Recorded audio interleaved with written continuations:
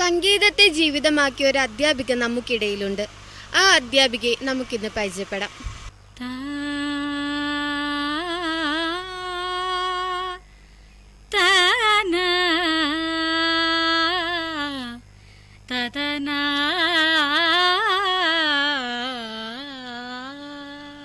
സരിഗ പദ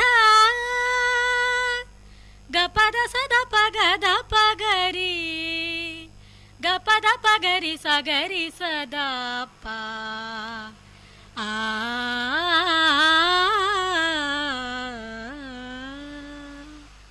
ജനനത്തിൽ തന്നെ മെനിഞ്ചൈറ്റിസ് എന്ന രോഗം പിടിപെട്ട് കാഴ്ചശക്തി പൂർണ്ണമായി നഷ്ടപ്പെട്ട ആരാധന വളരെ ചെറുപ്പത്തിൽ തന്നെ സംഗീതത്തോടുള്ള താല്പര്യം പ്രകടമാക്കിയിരുന്നു.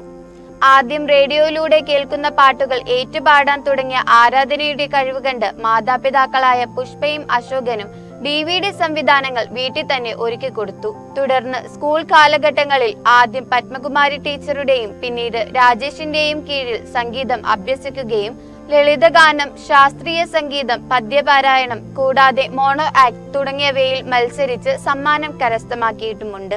എവിടെയെങ്കിലും ഒക്കെ പ്രോഗ്രാം ചെയ്തിട്ടുണ്ടോ? എങ്ങനെയായിരുന്നു? പ്രോഗ്രാമൊക്കെ ചെയ്തിട്ടുണ്ട്. പ്രോഗ്രാം എറണാകുളത്തൊരു സഹൃദയ മെലഡീസ് എന്ന് പറഞ്ഞിട്ട് ഞങ്ങൾക്കൊരു ട്രൂപ്പുണ്ട്. അത് ഫുൾ ഭിന്നശേഷിക്കാരാണ്. പിന്നെ ഞാൻ പഠിച്ചത് കോട്ടയം ഒളശ സർക്കാർ അന്ധവിദ്യാലയത്തിലാണ്. അവിടെ നിന്നൊരു ട്രൂപ്പ് ഇപ്പോൾ ഉണ്ടാക്കിയിട്ടുണ്ട്. അതായത് പൂർവ്വ വിദ്യാർത്ഥികളും ഇപ്പോൾ പഠിച്ചുകൊണ്ടിരിക്കുന്ന വിദ്യാർത്ഥികളും കൂടി ചേർന്നിട്ട് ഹെലൻ കെല്ലർ മെലഡീസ് എന്ന് പറഞ്ഞിട്ട് അവിടെ ഉണ്ടൊരു ഗാനമേള ട്രൂപ്പ്. കുട്ടികളൊക്കെ എങ്ങനെയുണ്ട് പഠിക്കാനായിട്ടൊക്കെ? അവിടെ ഈ പറഞ്ഞ പോലെ ബുദ്ധിക്ക് പ്രശ്നമുള്ള പിള്ളേരൊക്കെയാണ് ഉള്ളത്. എങ്കിലും ഒരു 5-6 പിള്ളേർ നല്ല അസാധ്യമായിട്ട് പാടാൻ കഴിവുള്ള പിള്ളേരാണ്. നമുക്ക് പാട്ടുകൾ കേൾക്കുമ്പോൾ തന്നെ അറിയാം.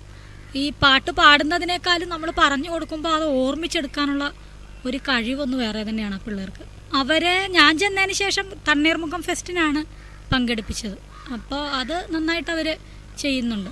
തൃപ്പൂണിത്തുറ RLB കോളേജിൽ നിന്നും സംഗീതത്തിൽ ബിരുദം കരസ്ഥമാക്കിയ ആരാധന തണ്ണീർമുക്കം ബഡ് സ്കൂളിലെ അധ്യാപികയാണ്. അധികം വൈകാതെ കാഴ്ചശക്തി പൂർണ്ണമായും തിരികെ ലഭിക്കും എന്ന പ്രതീക്ഷയിലാണ് ആരാധന. സംഗീതത്തിന് പരിമിതികളില്ല എന്ന് തെളിയിച്ചിരിക്കുകയാണ് ഈ കലാകാരി. ക്യാമറമാൻ പ്രസാദ് പൊക്ലാശ്ശേരിക്കൊപ്പം ഗൗരിനന്ദന, KMC ന്യൂസ്.